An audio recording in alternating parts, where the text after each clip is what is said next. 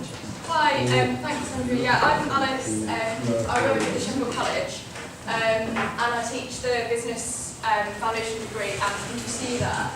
I've been playing about with Padlet recently and I know some of you probably have come across it, and again it'll probably be sort of old news to some people, but other people maybe haven't come across it, and I just wanted to share with you kind of what I found out about it and how I've been using it. As Mark did earlier, I think I'm just going to have a little bit of a cop-out and show you a video first. Because, does the sound work? Did you turn this?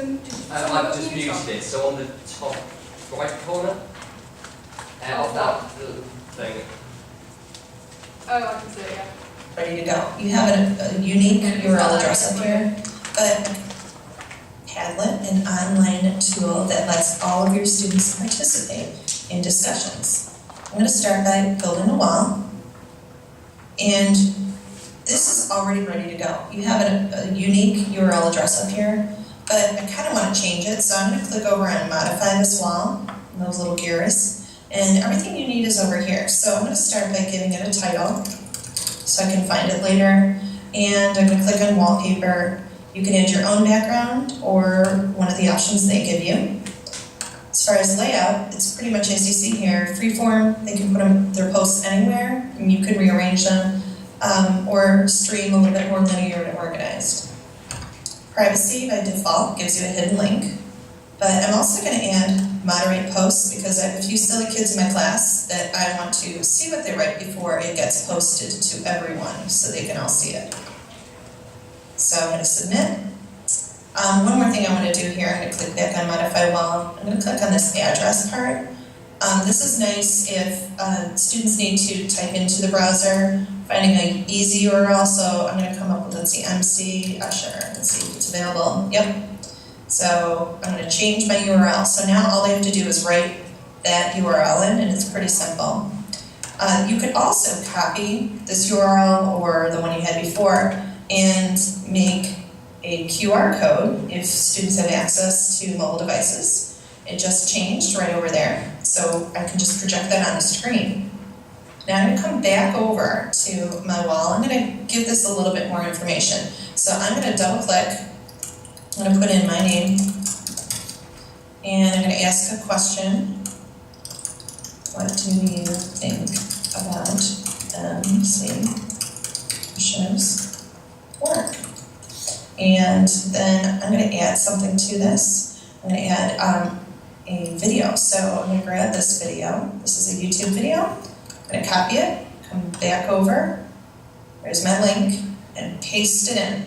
Just like that, I have a wall ready for kids to access and watch the video. And all they do is just double click, and they type in their name and write something for it. That's it. So it gives you a little bit of sort of information about how you actually go about creating a Padlet. What's happened here? Refresh. Okay. So as you can see on here, I've sort of put a couple of things that you could use Padlet for, because I sort of came across this and thought, well, that's all very well and good, but what am I going to use it for?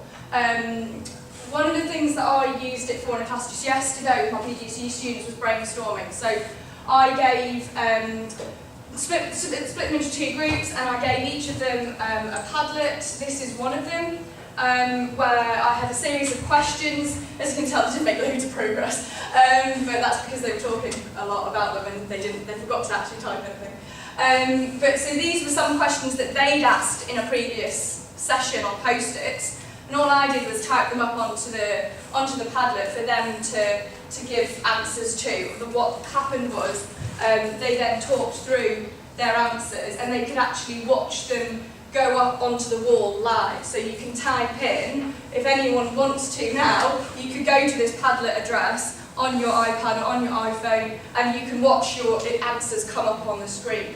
So for all of the debates that are going on around lectures and interactive learning, that can actually be really, really helpful. I guess it's a bit like using Twitter, except that it's all in one sort of confined space. Students can present their walls, so they might create a wall in a group, and then they can, all you have to do is click on what you've written, and you can see that there's a scroll through, so it acts a bit like sort of a PowerPoint presentation, but it's in a different format. One thing that I found really interesting about the inductions and the introductions was you can actually get them to introduce themselves by sending a selfie in. So they can take a selfie, introduce themselves, maybe it's a fact about themselves, maybe it's something that they've understood or not understood about the class, and that helps you put a name to a face quite literally. Reference pages I think can be really useful, especially when the students are going off and working in groups and maybe they want to share something that they've been working on. They can pop it on Padlet, all their peers can see it, and they can follow the links through. You could use it for peer assessment, so you could put some student work on there and they can provide feedback to it. Flipped learning is a big thing, obviously, at the moment. One thing I've done with a behaviour forum that I've been using with my PGC students is asking them to put on issues that they're having with behaviour. So maybe they've got students that won't be quiet or won't get off their mobile phones. And they're putting those concerns up on Padlet, and their peers are answering those concerns sort of in real time, if you like. That's it. I hope you find it useful. I do love this. Well, sorry about that.